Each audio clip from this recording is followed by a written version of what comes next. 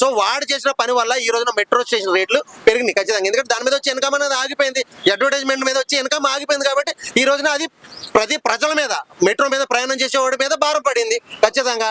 ఈ రోజున 75 రూపాయలు 40 రూపాయలు ఉన్నది 75 రూపాయలకి వెళ్ళిందంటే రోజు రెగ్యులర్ గా ట్రావెల్ చేసేవాడి పరిస్థితి ఏంది? సో ఇది ఖచ్చితంగా ఇది వాడి వల్ల జరిగింది. సో ఇదే కాదు, ఇలాంటి అన్యాయాలు చాలా జరుగుతున్నాయి వాడి వల్ల.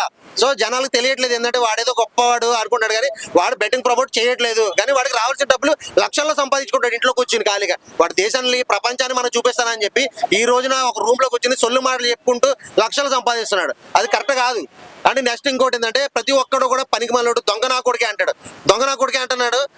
వాడు అంటార్టికి వెళ్ళడానికి 8 లక్షల డబ్బులు కావాలంటే ఇదే దొంగ నా కొడుకులు అన్న మనమే 10 రూపాయలు 100 రూపాయలు 1000 రూపాయలు వేసి వాడిని అంటార్టికా పంపించాము. ఆ విశ్వాసం లేదడి ఆ రోజుల్లో రూపాయి లేనప్పుడు. సో మరి అన్వేష్ గారు డీజీపీ గారి మీద అలానే మెట్రో ఎండి గారి మీద వాళ్ళ మీద ఇలా స్కామ్ చేసి ఇన్ని